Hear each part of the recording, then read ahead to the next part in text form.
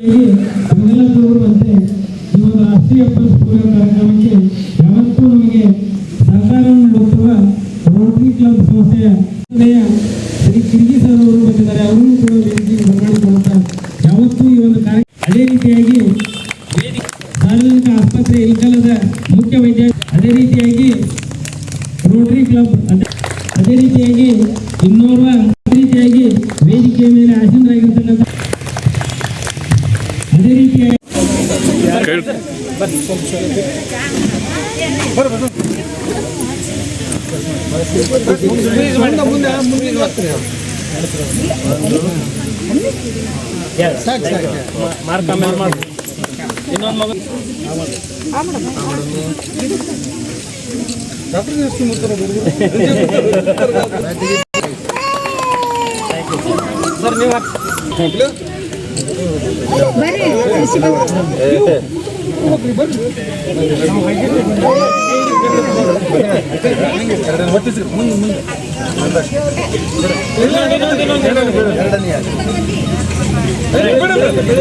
ನೀವು biddat sir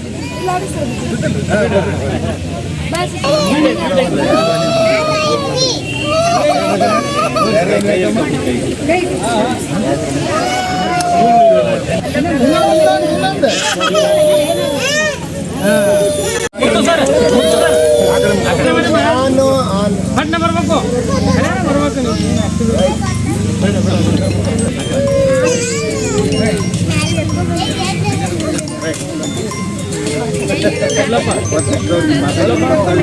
teacher ಕಡೆ ಕೊಟ್ಬಿಡು.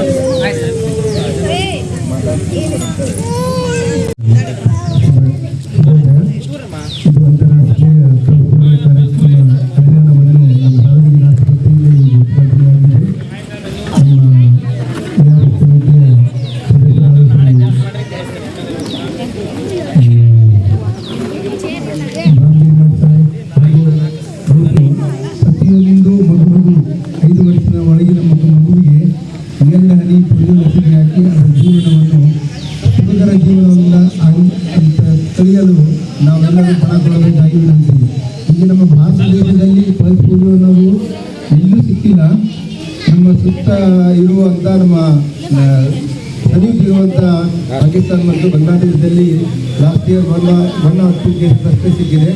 ದಯವಿಟ್ಟು ಇಂಥ ಕೇಸ್ ಬರಬಾರ್ದಂದರೆ ವರ್ಷಕ್ಕೆ ಒಂದ್ಸಲ, ವರ್ಷದಾಗ 2 ಸಲ ಈ ಅಭಿಯಾನವನ್ನು ಮಾಡ್ತಾ ಇದ್ದೆ.